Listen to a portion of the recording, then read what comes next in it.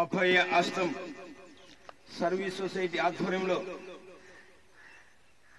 11/10/2025 ప్రథమనంది దేవస్థానంలో అక్కడ జరిగిన పెళ్లిలో మిగిలిపోయిన ఆహారం కొరకు చందు గారు సమాచారం అందించగా మన నంద్యాల జాన్సన్ ఉన్నాడు, జాన్సన్కి అందిస్తే పేదలకు పంచుతాడని చెప్పడం జరిగింది.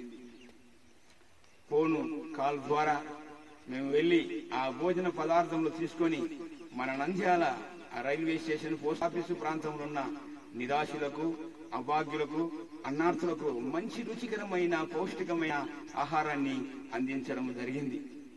అలాగే మన నంద్యాల పట్టణంలో పెళ్లిళ్ళు జరిగినా, ఫంక్షన్లు జరిగినా మిగిలిపోయిన ఆహారం వృధా చేయకండి, మాకు అందిస్తే మేము పేదలకు అందిస్తాం. అలాగే ఈ కార్యక్రమంలో నరసింహ యాదవ్ గారు కూడా పాల్గొనడం చాలా సంతోషకరం. సదా మీ సేవలో మీ జాన్సన్, మన నంద్యాల.